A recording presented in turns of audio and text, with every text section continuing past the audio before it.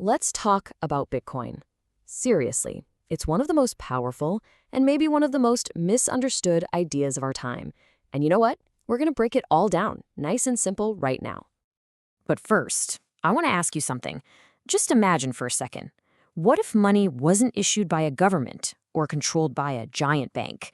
What if it was just open, global, and belonged to all of us? Just keep that idea in your back pocket. Because you see, before we can really get our heads around Bitcoin, we have to zoom out a little bit.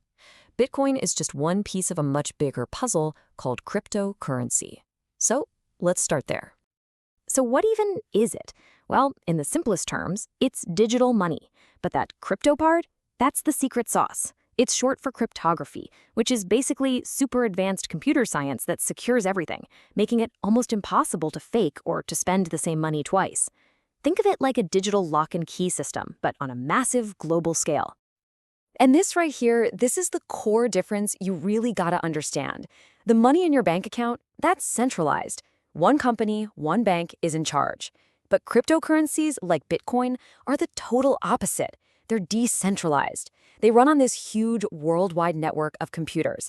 And guess what? No single person, company, or government is in charge. And that wild idea of a decentralized currency, well, that brings us to the one that started this whole revolution, Bitcoin. Back in 2009, this mysterious person, or maybe it was a group of people nobody knows, called Satoshi Nakamoto released a paper describing it.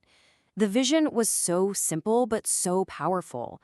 A way to send money directly from me to you, person to person, anywhere in the world, without needing a bank or any kind of middleman to approve it. Now, I want you to look at this number and burn it into your brain. 21 million. That's the magic number. Unlike dollars or euros, which governments can just print more of whenever they want, there is a hard limit on Bitcoin. There will only ever be 21 million of them. Period. It's literally written into the code, and it's designed to create a digital asset that can't just be inflated away. Okay, this all sounds pretty cool in theory, right? But how does it actually work without a bank in the middle processing everything? The answer is this absolutely brilliant system that involves a public ledger and something called mining. Let's walk through it. Say you want to send me some Bitcoin. Your transaction gets broadcast to the whole network.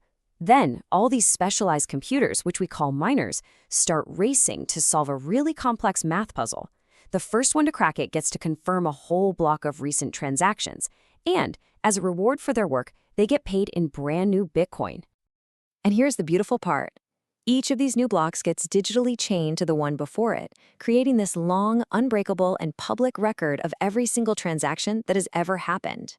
That is the blockchain. You can think of it like a giant shared accounting book that everyone in the world can look at, but no one can go back and change. So why? Why go through all this trouble? Why does a decentralized digital currency actually matter to you or me? What's the big deal? Well, the benefits are pretty huge. With no middlemen, fees can be way lower. The code is totally open source, so anyone can check it for flaws. Without a central boss, your transactions can't be easily blocked or censored.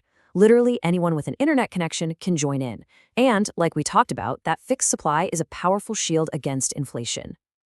It's because of all these unique properties, especially its scarcity, that a lot of people see Bitcoin as a store of value. The idea is that, kind of like gold, it can hold its value and purchasing power over a really long time, which is exactly why you'll hear people call it digital gold. All right, so we get the what, the how, and the why. The final question pretty much every beginner asks is, how do I actually get some? The most popular way is through a cryptocurrency exchange. Just think of them as a stock market, but for digital money.